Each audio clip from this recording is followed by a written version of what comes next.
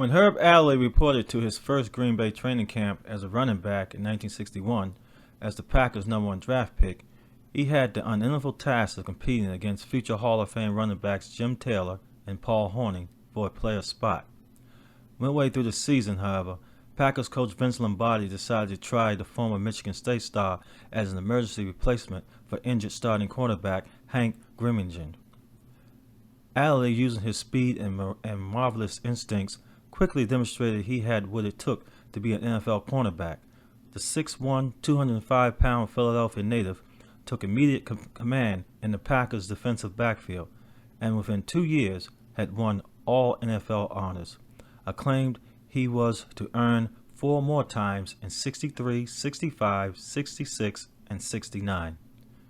A speed-burning ball hawk, Herb amassed 48 interceptions, returning them for 1,046 yards and a 2.8-yard average. With 7 touchdowns during his 12-year career with the Packers from 61 to 69, the Cowboys 70 to 72. He doubled as a kickoff return specialist during most of his Green Bay career and wound up with a 25.7-yard average on 120 returns, including were a 103-yard return in 1962 and a 98-yard thrust in 1963. Lombardi once admitted that he almost made a mistake with Adderley. "I was too stubborn to switch him to defense until I had to," he confessed. "Now when I think about Adderley means to our defense, it scares me to think of how I almost mishandled him."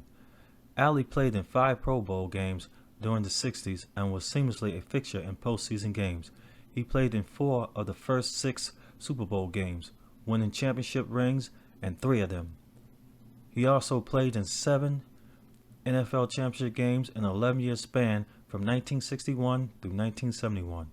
His teams, the Packers 5 times and the Cowboys twice, won every one. Herb's 60-yard interception return for a clinching touchdown for the Packers in Super Bowl II was the only interception return for a touchdown in the first 10 Super Bowls.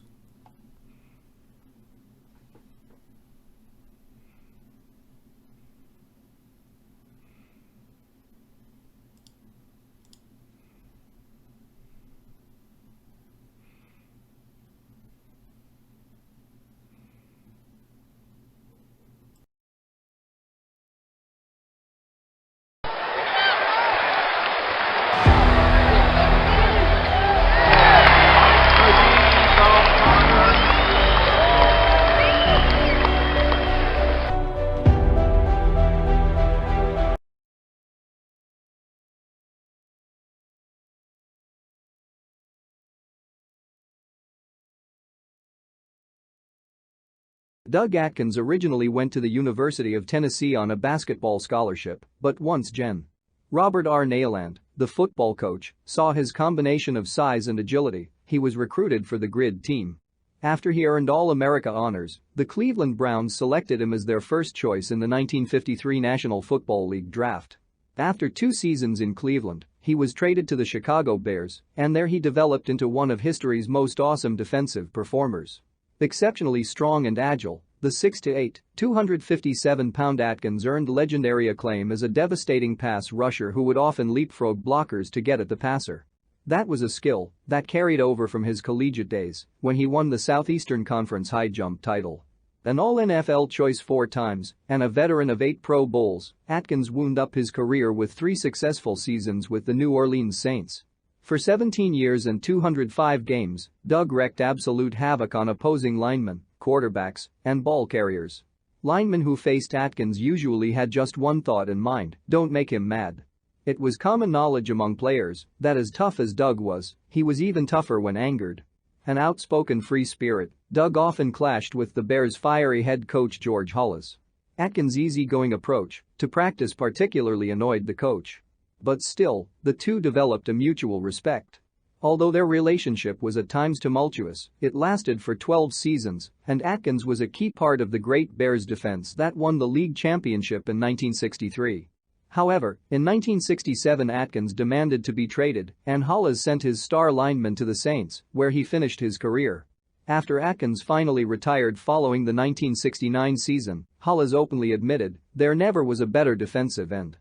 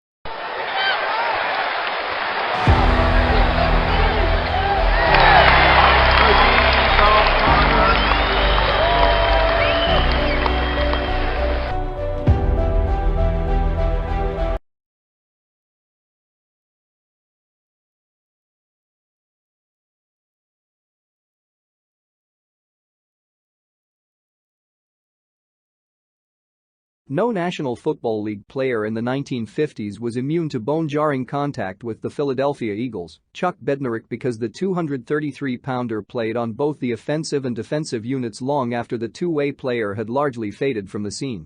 Bednarik didn't really get into football until he returned from World War II after a 30-mission tour as a B-24 waist gunner with the Army Air Corps that saw him win the Air Medal. He showed up unheralded at the University of Pennsylvania, where he went on to win All-America honors as a center his last 2 seasons. Chuck was selected first overall in the 1949 NFL Draft as the Eagles' bonus draft choice and earned a starter's spot as a center on offense and linebacker on defense. As an offensive center, Big Chuck was a bulldozing blocker, both on rushing and passing plays. On defense, he was a true scientist in his field and the kind of tackler who could literally stop even the finest enemy runners on a dime. In 1950, Bednarik received All-NFL recognition as a center. Although he frequently played both offense and defense right up through the 1956 season, it was as a bone-jarring linebacker that he drew the most attention. He was named All-NFL as a linebacker 1951 through 1957 and again in 1960. His athletic abilities and inspirational play was particularly evident in 1960 when injuries forced the Eagles to ask their 12-year veteran to again play both sides of the line. The 35-year-old was sensational. He finished the campaign with a 58-minute performance, capped by a game-saving tackle in the Eagles' NFL championship victory over Green Bay. With just seconds remaining, the Packers' Jim Taylor appeared to be heading for a winning touchdown until the last Eagle in his path, Bednarik, bear hugged him to the ground as time ran out.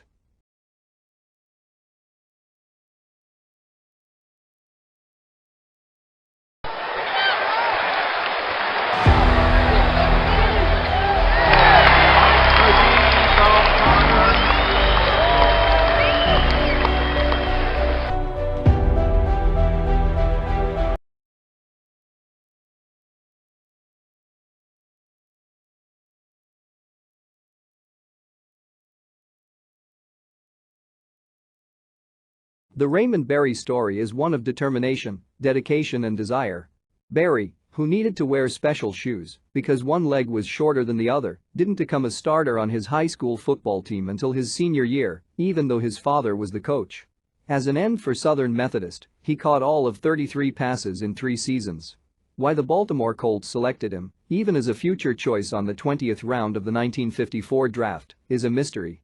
A long shot to make the Colts, Berry was determined. He practiced and practiced, catching passes from anyone willing to throw to him. He concentrated on making the difficult catch and running perfect patterns. Although he had just average speed, he developed, by his own count, 88 different moves to get open. He ran patterns within inches of how they were diagrammed. In 1956, Johnny Unitas became the Colts quarterback, and Raymond was ready to put all his hours of practice to use. Together the two gave the Baltimore Colts one of the greatest pass-catch teams of all time. 3 straight times Raymond led the league in receptions and caught a then-record 631 passes for 9,275 yards and 68 touchdowns in his 13-year career. A first or second-team All-Pro choice in 1957 through 1961, and again in 1965, he was selected to play in 6 Pro Bowl games during his career. A sure-handed receiver, Raymond fumbled only once in 13 years. Perhaps his greatest moment came in the famous overtime 1958 NFL championship game. He set a then record with 12 catches for 178 yards and a touchdown. Several of his grabs came in the Colts' life-or-death, last-minute drive to the tying field goal. In the overtime period, 2 receptions good for 33 yards were the major gains in Baltimore's drive for the winning score.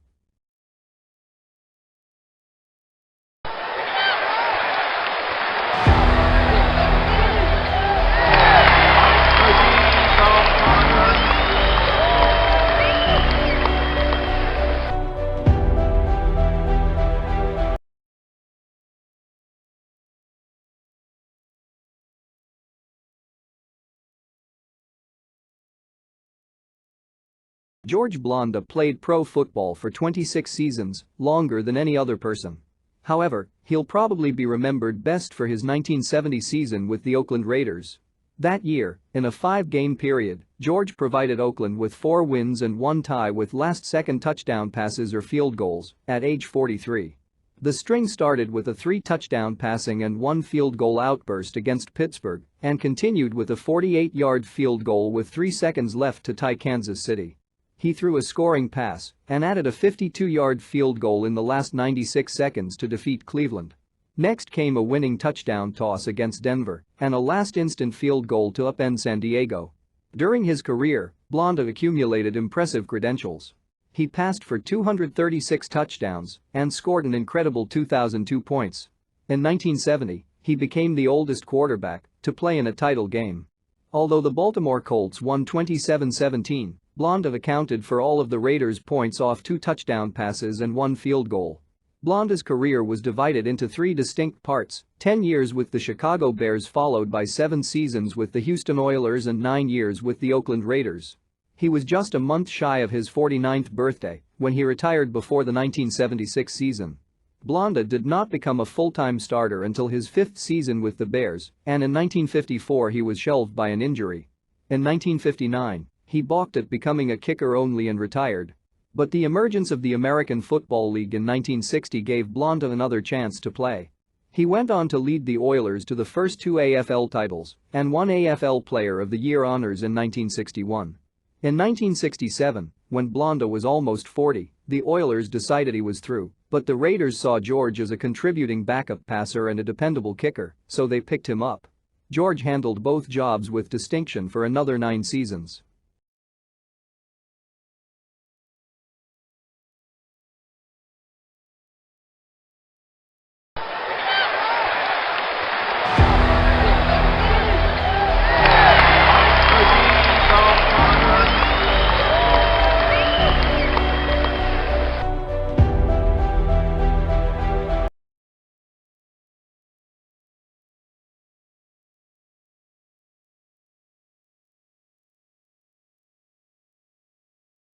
Al Davis was an assistant coach with the 1962 San Diego Chargers of the American Football League when he signed a flanker, Lance Alworth, to a contract after a spirited bidding battle with the National Football League's San Francisco 49ers. Davis recalls his feelings when he snagged this first big AFL prize of the budding interleague war of the 1960s.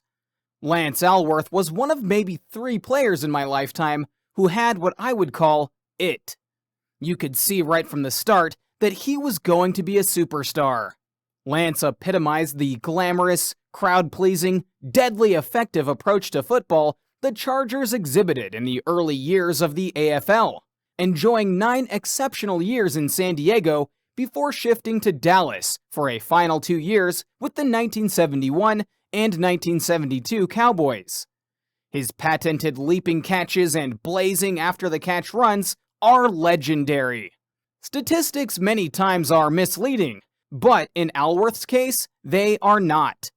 In 11 pro seasons, he caught 542 passes for 10,266 yards, an 18.9-yard average, and 85 touchdowns.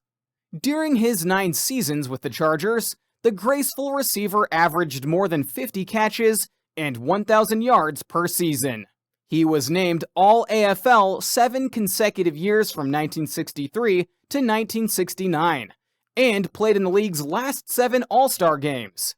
He caught at least 1 pass in every AFL game he played, including a then-record 96 straight regular season games and 105 in a row, if you count 2 AFL title games and 7 All-Star appearances. It seemed fitting that in 1978, he became the first AFL player to be elected to the Pro Football Hall of Fame. As Charlie Hennigan, himself a great receiving star with the Houston Oilers, once said, "A player comes along once in a lifetime who alone is worth the price of admission." Lance Alworth was that player.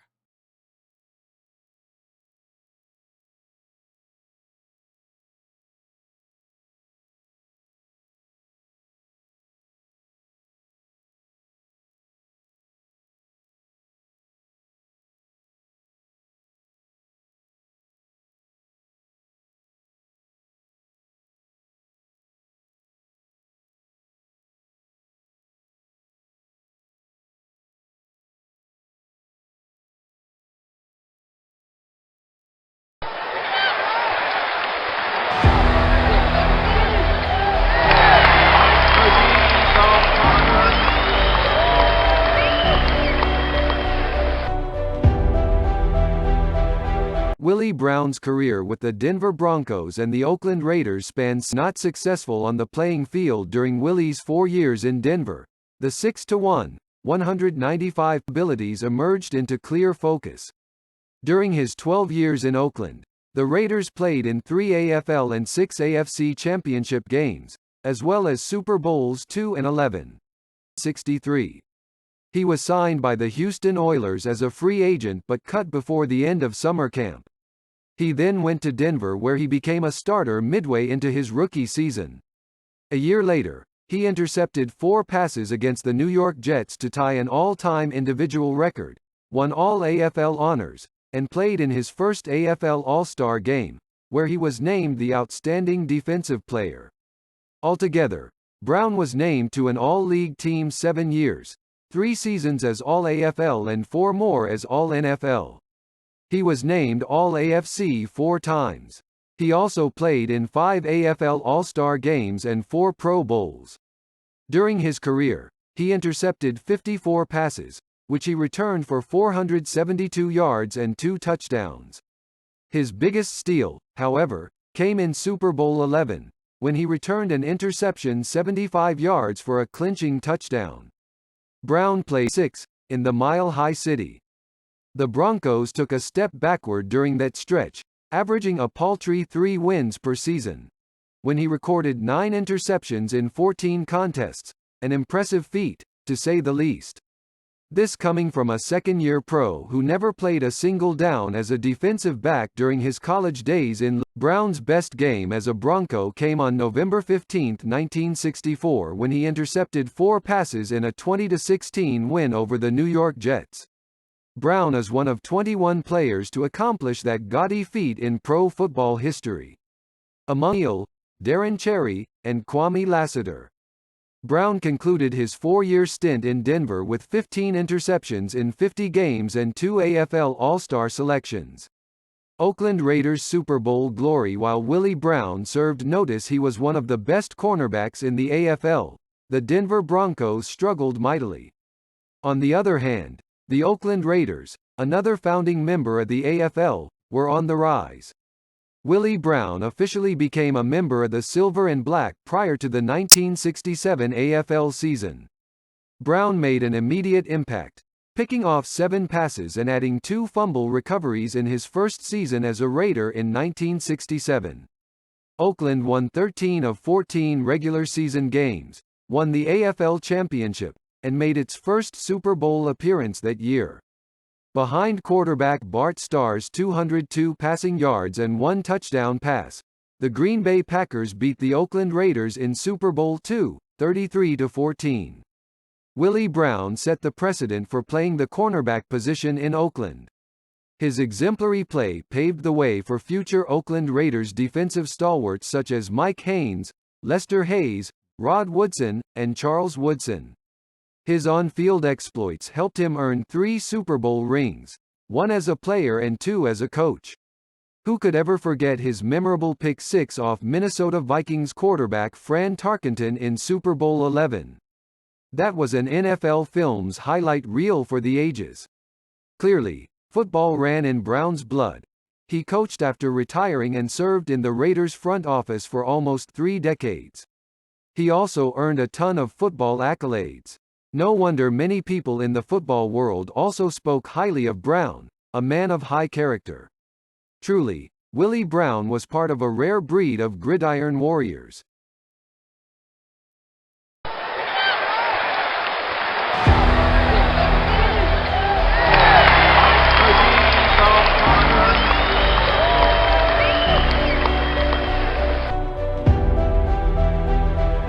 In the 1953 National Football League draft, the New York Giants selected a 1952 black All-America tackle from little-known Morgan State College in the 27th round.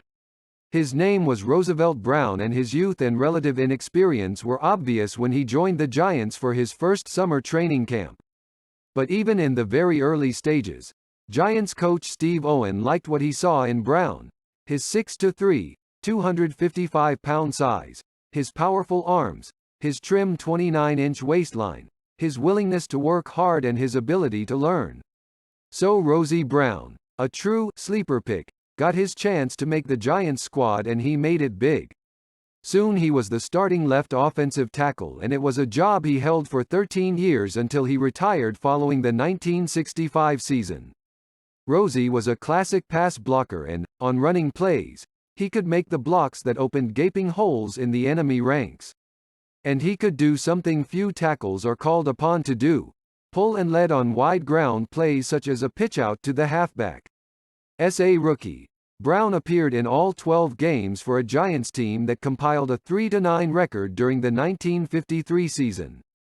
In October 1953, sports writer Earl Wright wrote of Brown, "He is built like a museum statue, slender hips and broad shoulders. But he is no statue on the field." He surprised the Giants by outrunning Arnie Weinmeister, New York's fleet defensive tackle, in wind sprints. Brown also gained attention as a rookie for his style, wearing fancy street clothing, and regularly sporting a mustache, derby hat, and umbrella. Brown remained a fixture in the Giants' offensive line through the 1965 season. In his prime, between 1956 and 1963, he helped lead the team to 6 division championships and 1 NFL championship. Brown was known primarily as an offensive tackle but also played on the Giants' kickoff, kickoff return, punt, punt return, and field goal attempt platoons. He was also known on defense as the head traffic cop on New York's last-ditch goal line stand platoon. During the height of Rosie's career, the Giants were enjoying an unusual string of successes with 6 divisional crowns and 1 NFL title in an 8-year stretch. While no one player can be credited with the Giants' great victory ride, Rosie deserves as much credit as anyone. For 8 straight years, he was a virtually unanimous All-NFL choice and was named to 9 Pro Bowls. In the 1956 NFL championship game, Rosie handled the vaunted Chicago Bears defenses so well that he awarded Lineman of the Game honors. In 1975, Rosie Brown became only the second player to be elected to the Pro Football Hall of Fame on the merits of his offensive line play alone. In November 1964, at age 32, Brown acknowledged that time was catching up with him. "You lose a step and you're done. You know how to do things, but you can't do them anymore." Brown lasted 1 more year, appearing in all 14 games for the 1965 Giants. In all, Brown appeared in 162 games for the Giants, missing only 4 games during his 13-year NFL career. Brown was selected as a first-team All-NFL player 8 times during his NFL career: 1956, AP, UPI, NEA, Sporting News; 1957, AP, UPI, NEA, Sporting News; 1958, AP, UPI, NEA, Sporting News; 1959, AP, UPI, NEA, Sporting News; 1960, UPI, Sporting News; 1961, AP, UPI, NEA, Sporting News; 1962, AP, UPI, and 1963, UPI, NEA. He was also selected to play in the Pro Bowl 9 times: 1955, 1956, 1957, 1958, 1959, 1960, 1962, 1964, and 1965.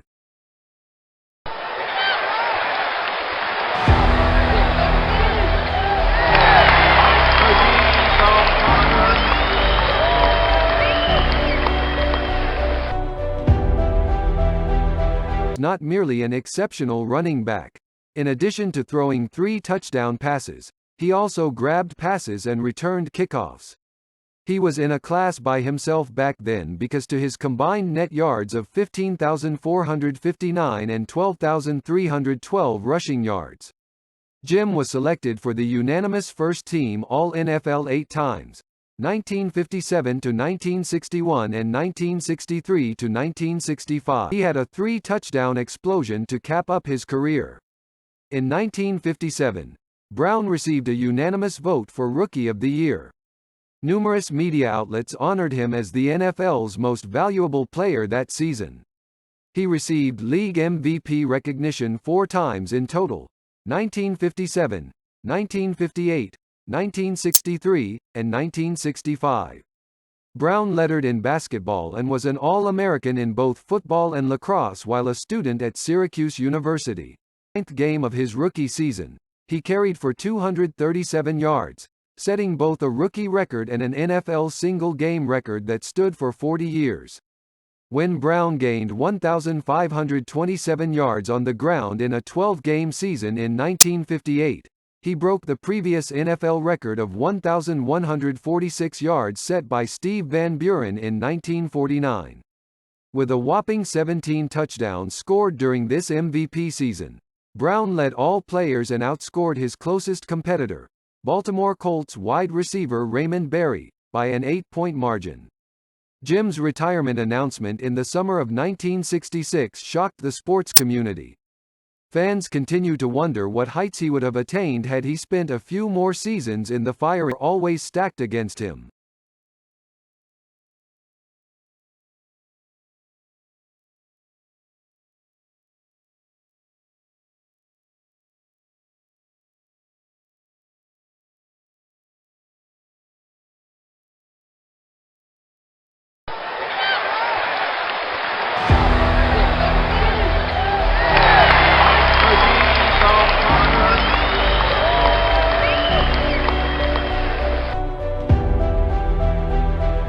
Bob, the Boomer, Brown, an All-America guard at Nebraska who was chosen as college football's Lineman of the Year in 1963 by the Washington, D.C. Touchdown Club, was selected in the first round of the 1964 NFL Draft by both the Philadelphia Eagles of the National Football League and the Denver Broncos of the then-rival American Football League. Brown started his impressive pro football career at the City of Brotherly Love by selecting the senior circuit. On the football field, however, Brown never showed any brotherly affection for his rivals. He once compared himself to a 16-pound sledgehammer when describing his subtlety. Defensive linemen who nearly always had sore ribs from the abuse he meted out concurred.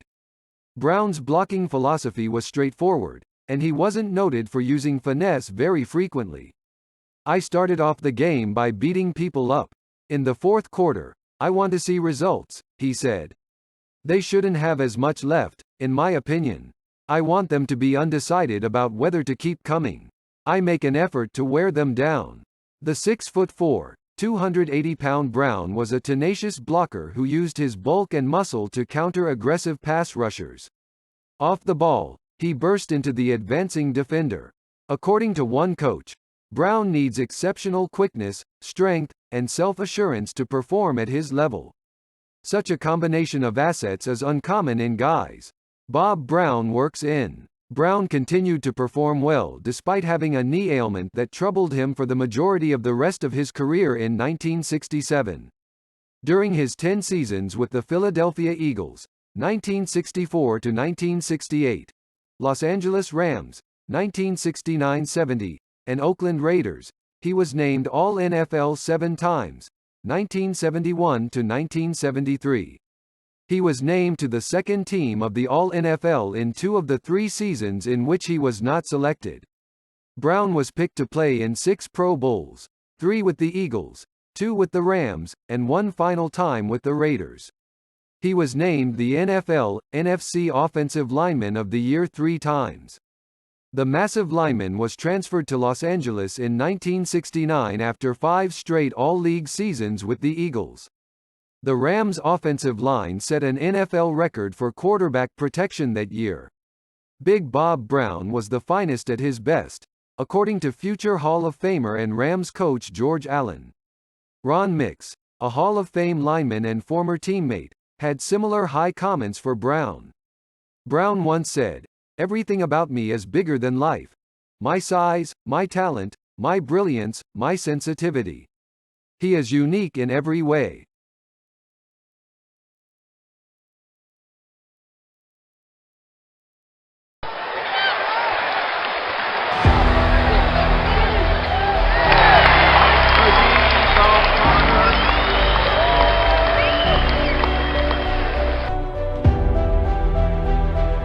Nick Buoniconti played guard on offense and linebacker on defense at Notre Dame. An undersized player, he defied all the numbers by which pro scouts judge potential. He wasn't even drafted by a National Football League team, and lasted until the 13th round of the 1962 American Football League draft, before being tapped by the Boston Patriots. Even his coach at Notre Dame advised AFL and NFL scouts that he was too small to play in the pros. However, as several coaches later noted, Buoniconti played bigger than his size. The 5'11", 220-pound middle linebacker went on to play 14 seasons, 1962 to 1974, 1976, with the Patriots and the Miami Dolphins. Determined to succeed, the Springfield, Massachusetts native made an immediate impact at linebacker with the Patriots, helping the team capture the 1963 AFL Eastern Division title. During his 7 seasons with the Pats, the hard-hitting, freelancing linebacker recorded 24 interceptions, which still ranks as 7th in team history. He had a career-high 5 interceptions in 1964, and in one game in 1968 against the Buffalo Bills he grabbed 3 errant passes. Although he never returned an interception for a touchdown, he twice scored on fumble recoveries. Buoniconti played in 5 AFL All-Star games as a Patriot and a 6th after being traded to the Dolphins in 1969. That season he was named the team's most valuable player, an honor he would again be awarded in 1970 and 1973. His outstanding play in 1972 and 1973 earned him 2 more Pro Bowl berths, and in 1973, he set a then-team record of 162 tackles, 91 of which were unassisted. The driving force of the Dolphins' famed, no-name defense, Nick inspired his teammates with his outstanding play and fiery leadership. During his years with the Dolphins, the team advanced to 3 straight Super Bowl appearances, winning 2, with one coming after their incredible undefeated season in 1972. "Every play is like life or death," he once said, when asked why he was so relentless. "I can't think of anything except the play that is taking place at the moment."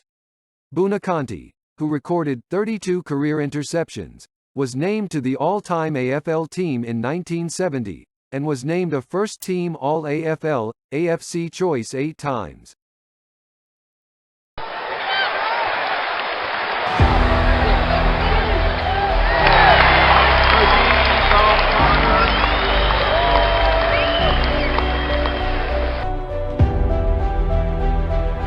Dick Butkus possessed a desire to excel that few have equaled. He played as the Chicago Bears middle linebacker for 9 years with only one goal in mind: to be the best, and from the very start, he was just that. In his rookie season, Butkus, a first-round draft choice, had only one challenger for National Football League Rookie of the Year honors, teammate Gale Sayers. That same year Butkus was named first-team All-NFL, an honor he would record 5 more times. Butkus also played in the Pro Bowl following his rookie season and in each of the next 8 years. When it came time to select a college, Butkus didn't take long in making his decision. He chose the University of Illinois and helped the program become a winner. Part of his decision came down to the fact that Butkus was thinking about getting married to his girlfriend. Notre Dame, who also wanted Butkus, did not like their players to be married. That made Butkus' decision much easier. While attending college, Butkus admitted that his goal was to be a great football player. Academics were secondary. If I was smart enough to be a doctor, I'd be a doctor, he said. I ain't, so I'm a football player. They got me in PE. In 1961, the Illini were 0-9 and then went 2-7 the following season, Butkus first as a starter. As a center and linebacker for Illinois, Butkus became a third-team 1962 All-Big Ten Conference member as a center as well as a second-team center by the United Press International. The following year, the Illini went 8-1-1 and defeated the Washington Huskies 17-7 in the Rose Bowl. From 1965 to 1973 there was perhaps no more terrifying sight for NFL ball carriers than seeing number 51 for the Chicago Bears. Butkus was a 6 feet 3 inches, 245-pound terror who victimized opponents with a fury that resembled a rabid badger. From 1965 to 1973 there was perhaps no more terrifying sight for NFL ball carriers than seeing number 51 for the Chicago Bears. That number belonged to the legendary Dick Butkus, linebacker for the Bears. His mission in life was not just to tackle the person with the ball but to bury them as well. During Butkus' career in Chicago, the Bears rarely had a winning record and never went to the playoffs. However, the franchise could at least count on their monster of the Midway to keep opposing offenses honest. Long after his retirement, Butkus remains the standard for which all linebackers are measured in the NFL. He even figured in the career statistical columns with 22 interceptions and 27 opponents' fumble recoveries. Dick had drive, meanness, a consuming desire to pursue, tackle and manhandle anything he could do to thwart the enemy on every play. Still, he was a clean player, totally devoted to his career, a man who by his own admission played every game as though it were his last one. Butkus had the speed and agility to make tackles from sideline to sideline and to cover the best tight ends and running backs on pass plays. He had instinct, strength, leadership and, maybe most important of all, anger. When I went out on the field to warm up, I would manufacture things to make me mad, he once said. If someone on the other team was laughing, I'd pretend he was laughing at me or the Bears. It always worked for me. It was inevitable that injuries would eventually come to someone who threw himself so completely into a contact sport such as football. For Butkus, it was a serious right knee injury in 1970 that didn't respond completely to surgery. 3 years later, he retired. He was elected to the Pro Football Hall of Fame in 1979, his first year of eligibility.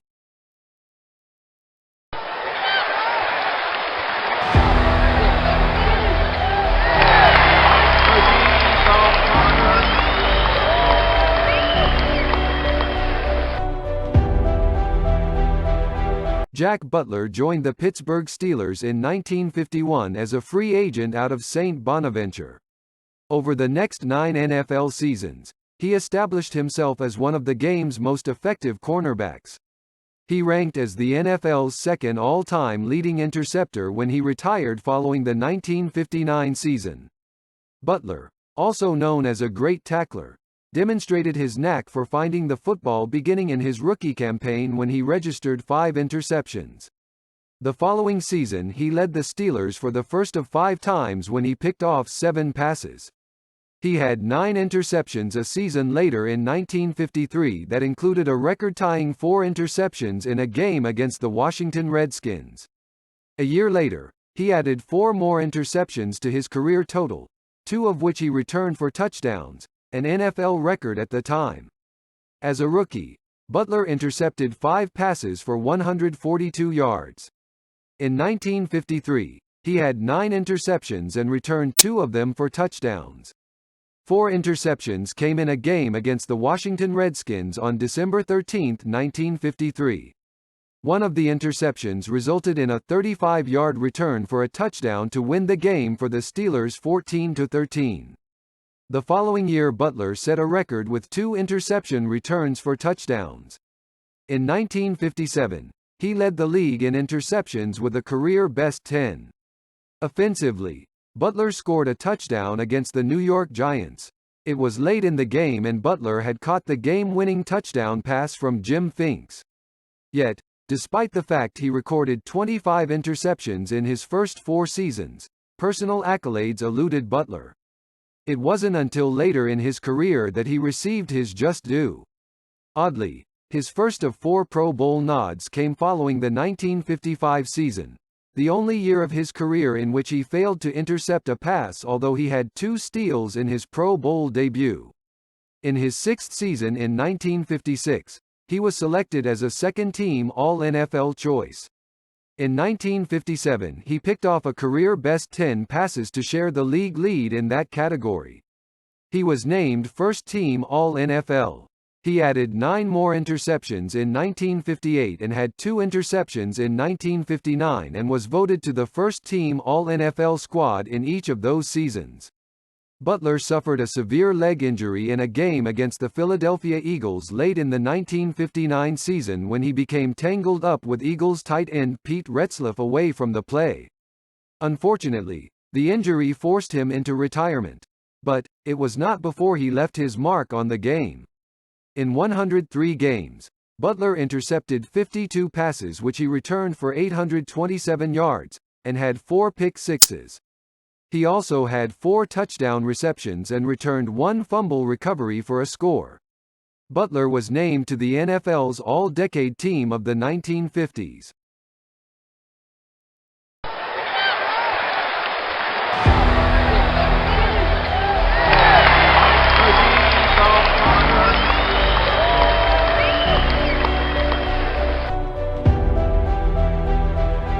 George Connor earned All-America honors 3 times, once at Holy Cross in 1943 and then at Notre Dame in 1946 and 1947.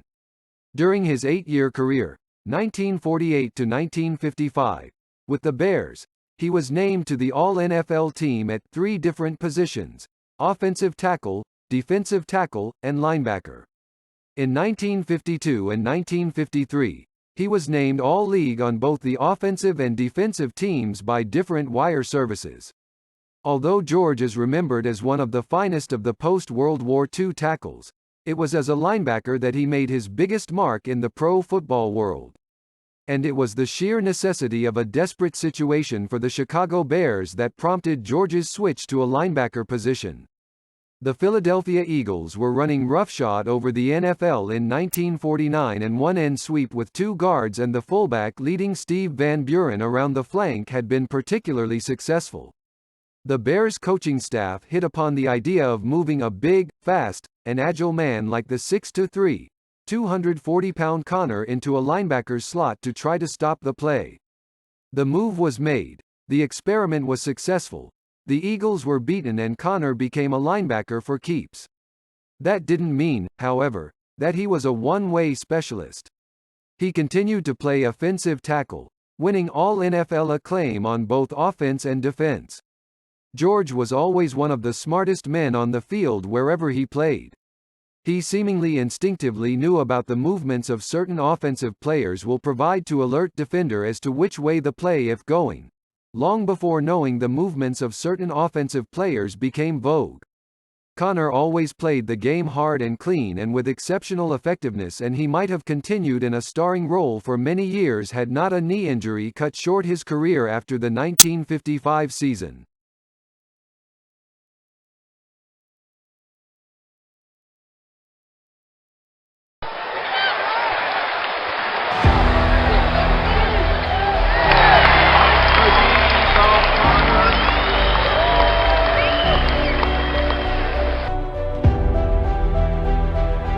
Lou Creekmur, a 6'4", 246-pound college star at William & Mary, joined the Detroit Lions in 1950 and quickly established himself as one of the most versatile and talented performers on a team loaded with outstanding stars. During the 1950s decade, when the Lions won National Football League championships in 1952, 1953 and 1957, Creekmur was a perennial All-NFL selection. An outstanding blocker on both passing and rushing plays, Lou started his pro career as an offensive guard, winning all-league acclaim at that spot in 1951 and 1952. He then was shifted to offensive left tackle where he remained, except for one season, the rest of his 10-year career. At that position, Lou was named All-NFL 4 times in 1953, 1954, 1956 and 1957. In 1953, he earned all-league honors at both guard and tackle. Then, in 1955, he spent most of the season filling in capably, in an emergency situation, at defensive tackle. Throughout his Detroit tenure, the versatile Creekmur was used in critical short-yardage defensive situations. Extremely durable, Creekmur played every preseason, regular season and postseason game during his first 9 campaigns and, going into his final season, owned a streak of more than 165 consecutive game appearances. Besides 2 divisional playoff games and 4 NFL championship contests he played in as a Lion, Lou was selected to 8 consecutive Pro Bowl Classics from 1950 through 1957. He joined Bobby Lane and Doak Walker as only the 3rd offensive player from the Lions' vintage years to earn Pro Football Hall of Fame membership. Defensive teammates already in the Hall included Joe Schmidt, Jack Christensen and Yale Larry.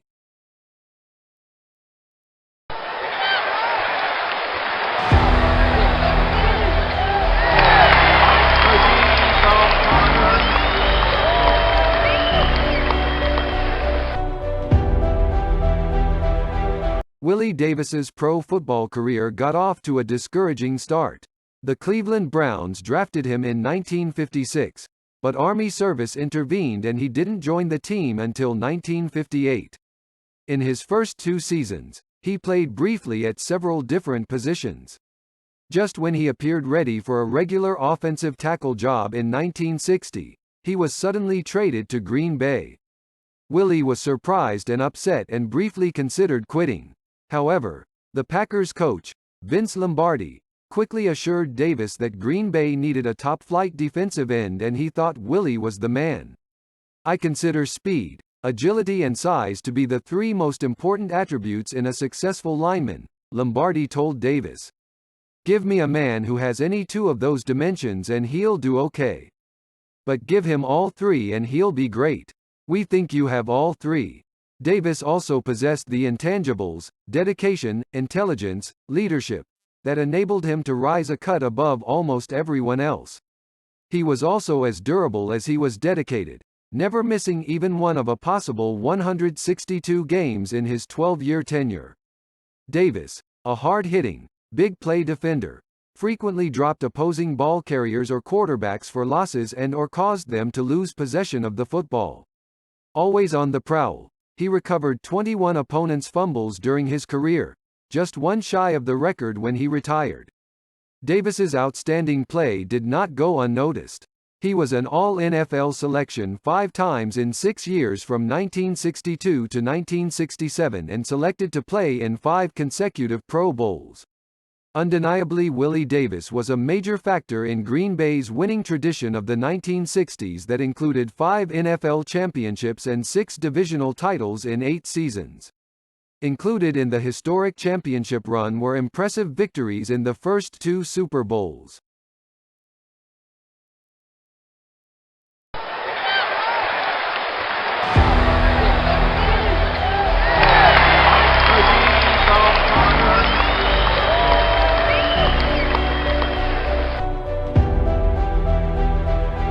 Although Len Dawson ranks among the elite forward passers of all time with an 82.56 rating compiled over 19 seasons of pro play, he is perhaps best remembered for his courageous performance in leading the Chiefs to a 23-7 upset of the Minnesota Vikings in Super Bowl IV. Dawson connected on 12 of 17 passes for 142 yards in the now historic game, and his 46-yard pass completion to Otis Taylor wrapped up the surprise victory that evened the AFL-NFL portion of the Super Bowl series at 2 wins each. Dawson was named the game's most valuable player. A number 1 draft pick of the Pittsburgh Steelers in 1957, the former Purdue sharpshooter struggled through 5 seasons as a seldom-used backup with the Steelers and the Cleveland Browns before finding his niche with the Dallas Texans of the American Football League in 1962. He paced the Texans, who became the Kansas City Chiefs the next year, to their first AFL championship in a double overtime victory over the Houston Oilers. He was also the chief architect of Kansas City titles in both 1966 and 1969 that led to his participation in Super Bowls I and IV. Noted for his calm, poised approach to every situation, the 6-foot, 190-pound Dawson was often lauded by his coach, Hank Stram, as the most accurate passer in pro football. His record adds credence to that contention. Dawson, who was born June 20, 1935, in Alliance, Ohio, won 4 AFL individual passing crowns in 1962, 1964, 1966 and 1968. He was selected to play in 6 AFL All-Star games and the 1972 AFC-NFC Pro Bowl. An All-AFL selection in both 1962 and 1966. He was named the AFL Player of the Year in 1962. During his career, he completed 2,136 of 3,741 passes for 28,711 yards and 239 touchdowns. He also rushed for 1,293 yards before retiring after the 1975 season.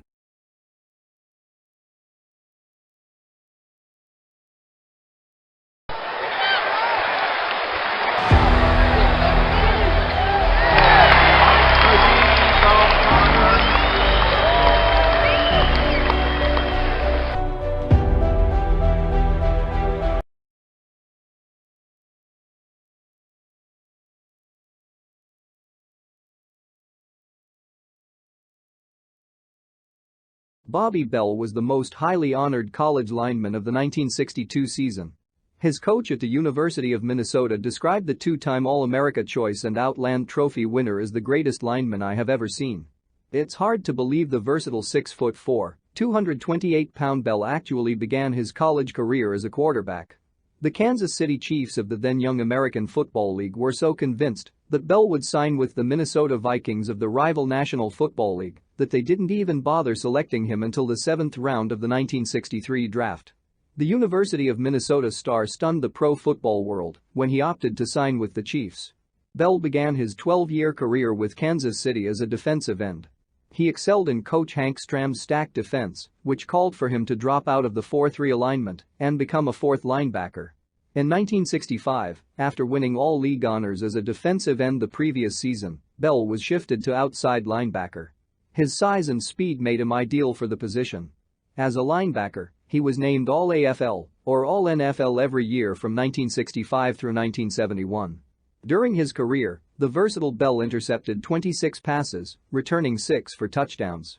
He also scored on an onside kick return and 2 fumble recoveries. Built in the shape of an inverted pyramid with massive shoulders tapering down to a 32-inch waist, Bobby presented a fearsome appearance on the field. He had the physique to withstand punishment as well as to deal it out. What made him stand out from the crowd was his superior approach to the game, a willingness to play anywhere, even when injured, and his great joy at just playing the game. Bell was the first Kansas City Chiefs player to be elected to the Pro Football Hall of Fame.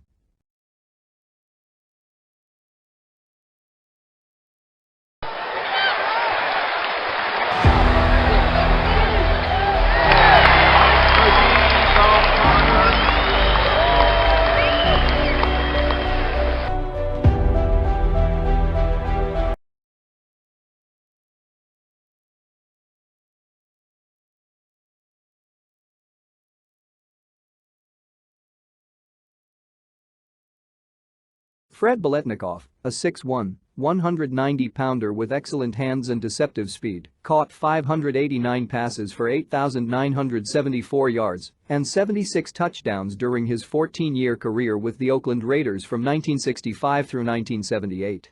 At the time of his retirement, Fred not only dominated the Raiders' record book for pass receiving, but he owned several significant NFL marks as well.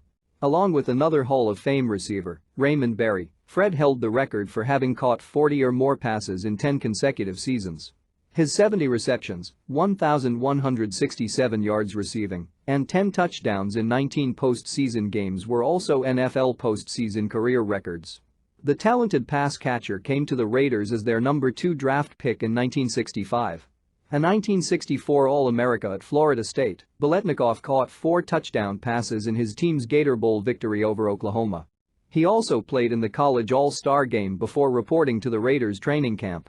Biletnikoff started as a special teams player and did not see action as a flanker until the 7th game of his rookie campaign. When he did get a chance to start, he responded with a 7-catch, 118-yard performance and, in the process, became a regular for good. A durable, dependable performer, Biletnikoff missed only 8 games because of injury in 14 seasons. Biletnikoff, a native of Erie, PA, reached the zenith of a career filled with outstanding achievements when he caught 4 passes for 79 yards to set up 3 Oakland scores in the Raiders' 32-14 victory in Super Bowl XI. He was named the game's most valuable player. Fred was an All-AFL pick in that league's final 1969 season, earned All-Pro honors in 1972, and won All-AFC acclaim in 1970, 1972 and 1973.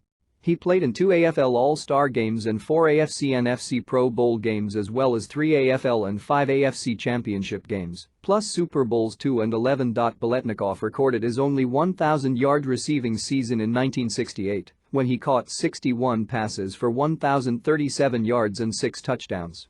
The following season, in 1969, he caught a career-high 12 receiving touchdowns. He was an AFL All-Star for the second time and earned first-team All-AFL honors from the Associated Press, the Newspaper Enterprise Association, Pro Football Writers of America, The Sporting News, Pro Football Weekly, and the New York Daily News. The AFL merged into the National Football League in 1970. In his first 5 seasons in the NFL, Biletnikoff was invited to 4 Pro Bowls. A highly productive receiver in the postseason, Biletnikoff left the NFL as the all-time leader in postseason receptions 70, receiving yards 1,167, and receiving touchdowns 10 accumulated over 19 postseason games. He recorded over 100 receiving yards in a postseason 5 times. In the 1968 American Football League playoffs, he had 14 receptions for 370 yards and 4 touchdowns through 2 games. In the 1976-77 NFL playoffs, Biletnikoff recorded 13 receptions for 216 yards and a touchdown. This included 4 catches for 79 yards to set up 3 Oakland scores in the Raiders' 32-14 victory in Super Bowl XI, for which he was named Super Bowl MVP. Until Super Bowl 56, Biletnikoff was the only receiver ever to win Super Bowl MVP without gaining 100 receiving yards or scoring a touchdown.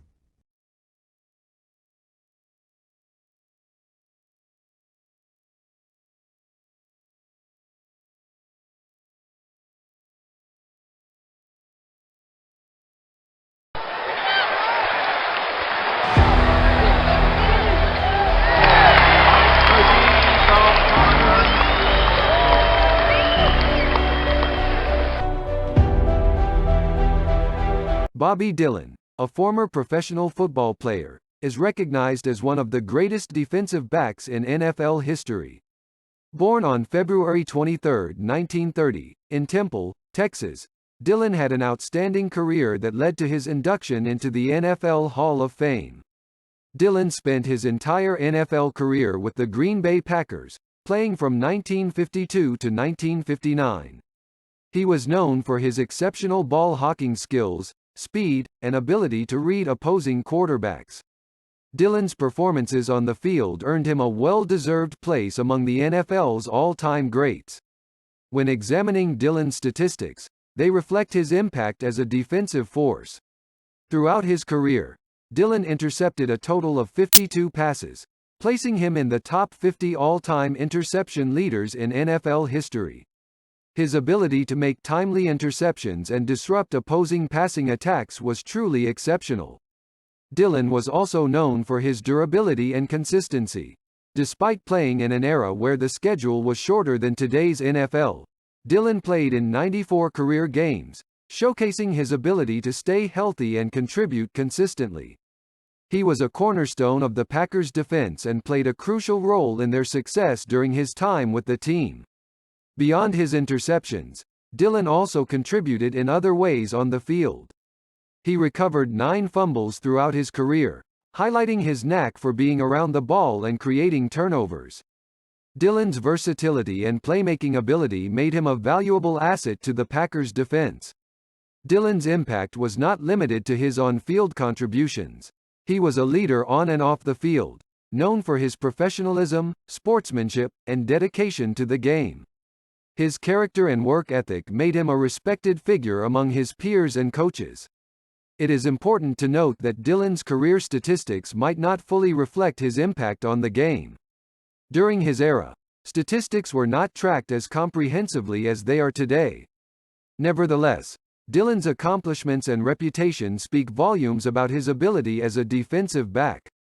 Bobby Dillon's career as a defensive back in the NFL solidified his place among the league's all-time greats.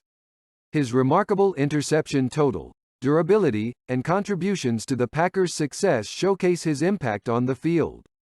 Dillon's induction into the NFL Hall of Fame serves as a testament to his exceptional skills, leadership, and the mark he left on the game of football.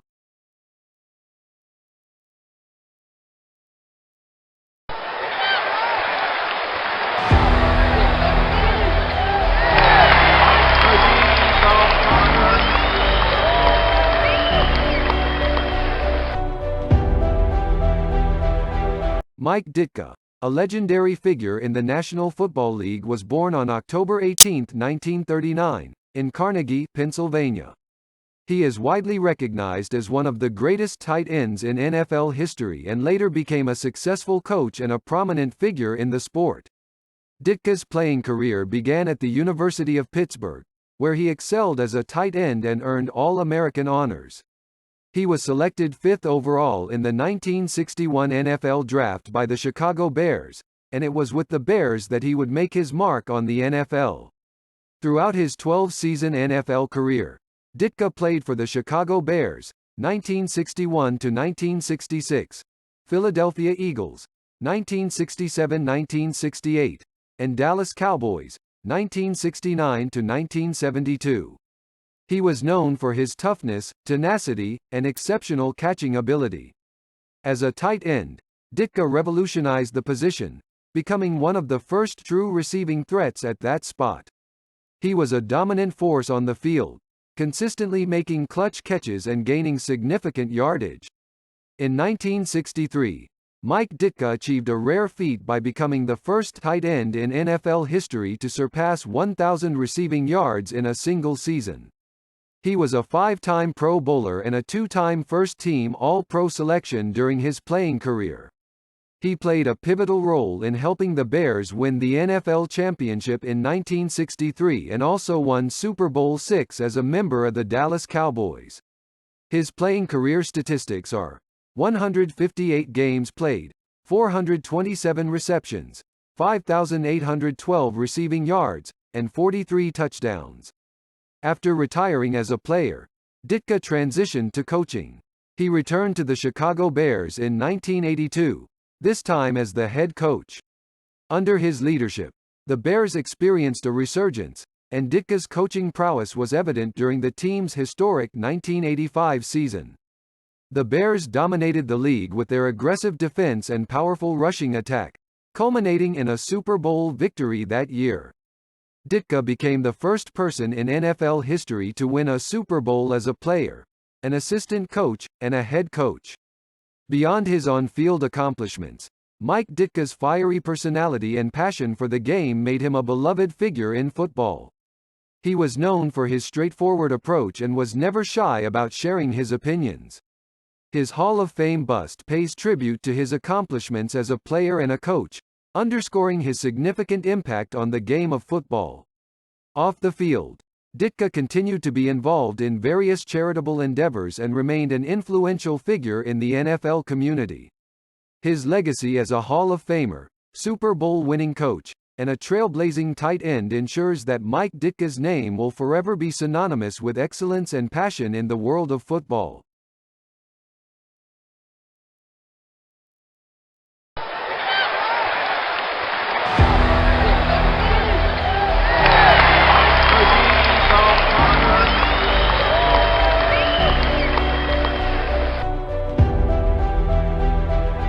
Art Donovan, a legendary NFL Hall of Famer, was a dominant defensive tackle who made a significant impact on the game of football. Born on June 5, 1924, in the Bronx, New York, Donovan's journey to the Pro Football Hall of Fame is a remarkable one. Donovan attended Notre Dame University, where he showcased his exceptional talent on the football field.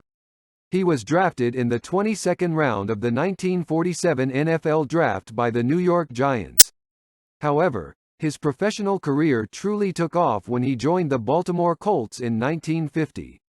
Throughout his career, which spanned from 1950 to 1961, Art Donovan established himself as one of the most formidable defensive players of his time. His imposing size, strength, and tenacity made him a fierce competitor on the field. He was a key part of the Colts' defensive line, earning respect from opponents and fans alike. During his time with the Colts, Donovan achieved numerous accolades and accomplishments. He was a four-time Pro Bowl selection, 1953, 1954, 1955, and 1957, and won 2 NFL championships with the team in 1958 and 1959. Donovan's remarkable stats further solidify his place in football history. Throughout his career, he recorded 45.5 sacks, an impressive number considering that official sack statistics were not officially recorded during his era. Moreover, he was an Iron Man on the field, playing in 138 consecutive games, demonstrating his durability and resilience. Off the field, Art Donovan was known for his sense of humor and charisma. He was often seen as a larger-than-life personality and became a beloved figure in the football community and beyond. His stories and anecdotes about his playing days and life in general brought joy and laughter to many. Art Donovan's contributions to the game of football extended beyond his playing days. After retiring as a player, he went on to enjoy a successful broadcasting career. His knowledge of the game and unique charm made him a beloved sports commentator for many years. In 1968, Donovan was rightfully enshrined into the Pro Football Hall of Fame, solidifying his status as one of the greatest players to ever grace the gridiron. His impact on the game continues to be felt, and his legacy lives on through the generations of players and fans who have been inspired by his dedication and passion for football. Art Donovan's passing in August 2013 marked the end of an era, but his legacy remains as a shining example of what it means to be a Hall of Famer both on and off the field. He will forever be remembered as a true legend of the game, and his contributions to football will continue to be celebrated for generations to come.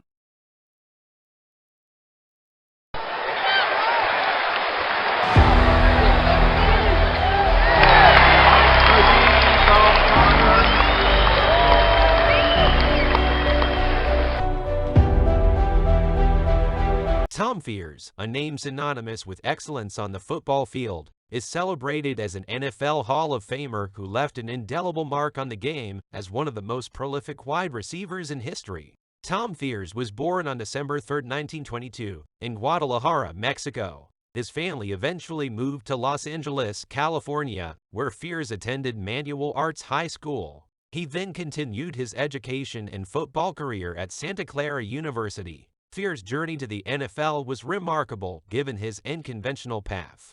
He served in the military during World War II and then played college football at UCLA and Santa Clara University. His outstanding performances in college football attracted the attention of NFL scouts, leading to his selection in the 1945 NFL Draft by the Los Angeles Rams. Tom Fears joined the Los Angeles Rams in 1948 as a wide receiver, and he would go on to become one of the most dominant pass catchers in NFL history. His exceptional route running, reliable hands, and ability to make defenders miss in the open field made him a game-changing player. Fears was a key part of the Rams' bull elephant defense, which revolutionized the way wide receivers were used in the NFL.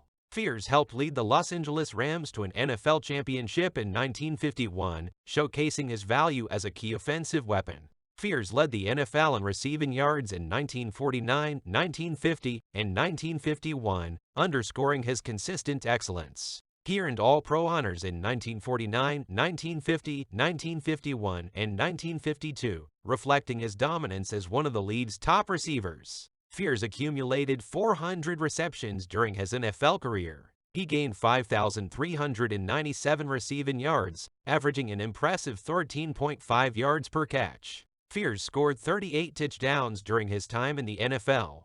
In 1949, Fears set an NFL record with 77 receptions in a single season, showcasing his ability to consistently move the chains. Tom Fears' impact on the NFL extended beyond his statistics. He was a trailblazer in the development of the wide receiver position, as he was one of the first to emphasize precision route running and pass catching as a primary role.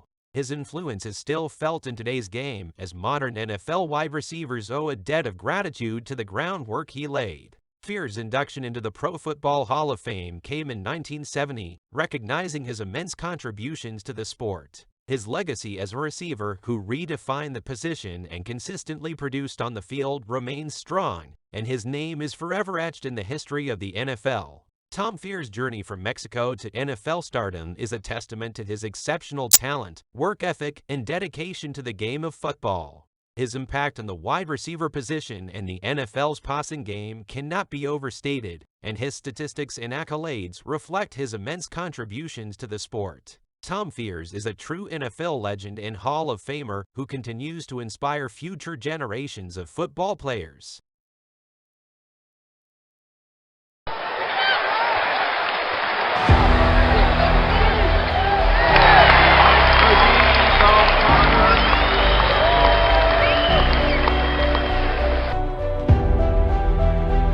Len Ford, born on February 18, 1926, was a standout defensive end in the National Football League whose career spanned from 1948 to 1958. Known for his exceptional skills and disruptive presence on the field, Ford earned a well-deserved spot in the Pro Football Hall of Fame. Len Ford's football journey began at the University of Michigan, where he showcased his prowess as a talented defensive end. His collegiate success set the stage for a promising professional career. Len Ford entered the NFL in 1948, joining the Los Angeles Dons in the All-America Football Conference before the league merged with the NFL. Ford's impact was immediate, and his tenacity on the defensive line quickly garnered attention.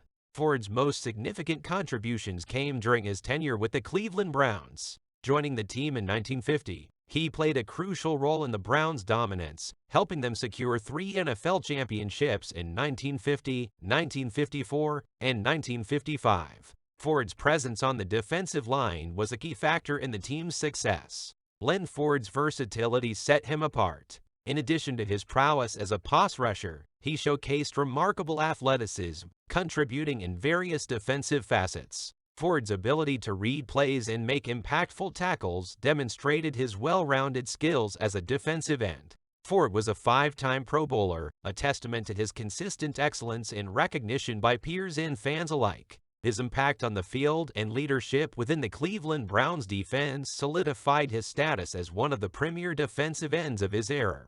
In 1976, Len Ford received the ultimate acknowledgement of his contributions to the sport when he was inducted into the Pro Football Hall of Fame. His enshrinement recognized not only his statistical achievements, but also his influence in shaping the defensive strategies of his time. Len Ford's legacy extends beyond statistics. His tenacious play, leadership on championship-winning teams, and impact on the evolution of defensive strategies have left an indelible mark on the NFL.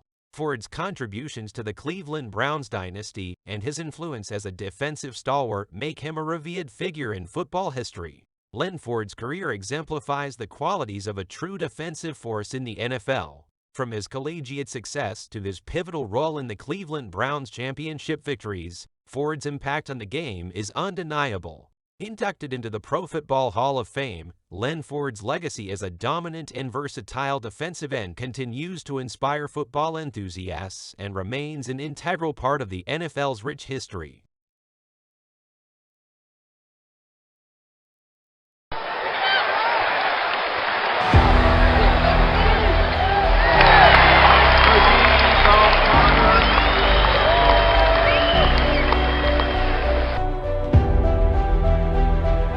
Frank Gatski, a legendary figure in the National Football League, was born on March 18, 1921, in Farmington, West Virginia. Gatski played as a center during his illustrious career, earning a well-deserved spot in the Pro Football Hall of Fame.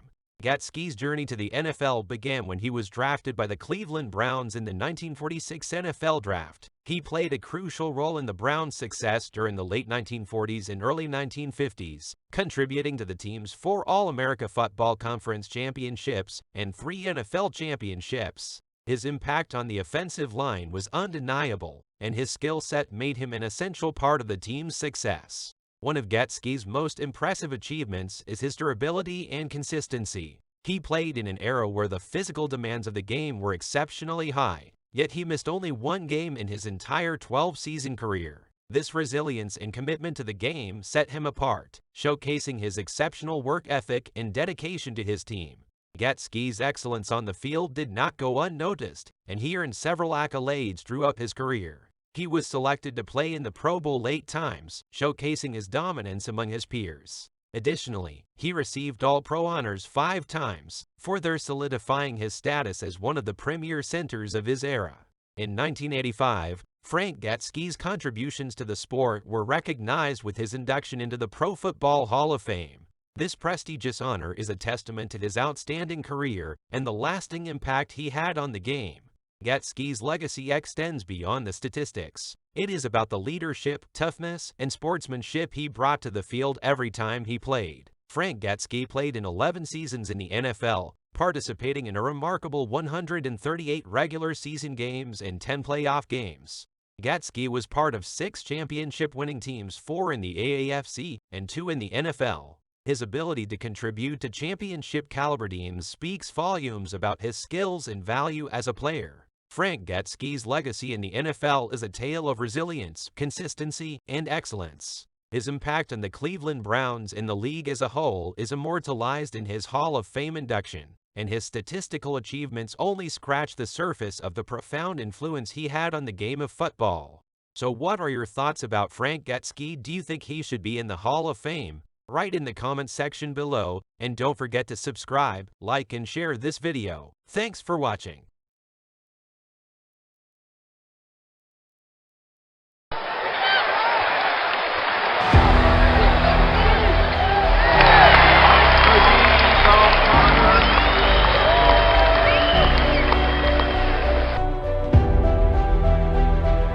Bill George, a legendary figure in the NFL, left an indelible mark on the league during his illustrious career. Born on October 27, 1929, in Waynesburg, Pennsylvania, George made significant contributions to the game as a linebacker and is widely regarded as one of the finest players in NFL history. Bill George's journey to football greatness began at Wake Forest University, where he played college football from 1948 to 1951.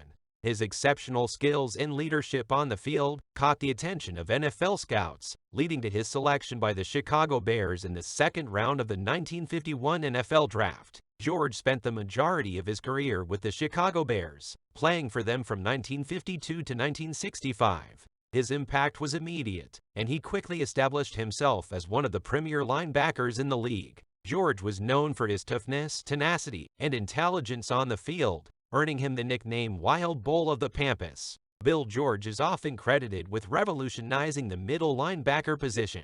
He played a key role in popularizing the 4-3 defense, a formation that became widely adopted across the league. George's ability to read plays, anticipate movements, and deliver bone-crushing tackles set a new standard for linebackers. Throughout his remarkable career, George earned numerous accolades and achievements. He was selected to 8 Pro Bowls and received 5 first-team All-Pro honors. In 1963, he was named the NFL Defensive Player of the Year, showcasing his dominance on the defensive side of the ball. George's impact extended beyond statistics. He was a leader on and off the field, serving as the Bears' defensive captain for several years. Bill George's outstanding contributions to the game were officially recognized when he was inducted into the Pro Football Hall of Fame in 1974. His enshrinement solidified his legacy as one of the greatest linebackers in NFL history. After retiring from professional football, Bill George remained connected to the game as a coach and administrator. His legacy continues to inspire aspiring linebackers, and his impact on the evolution of defensive strategies is still felt in the modern NFL. Bill George's career exemplifies the essence of excellence in the NFL. His tenacity, leadership, and pioneering contributions to defensive strategies make him a true icon in the history of professional football. So what are your thoughts about Bill George? Do you think he should be in the Hall of Fame? Write in the comments section below, and don't forget to subscribe, like, and share this video. Thanks for watching.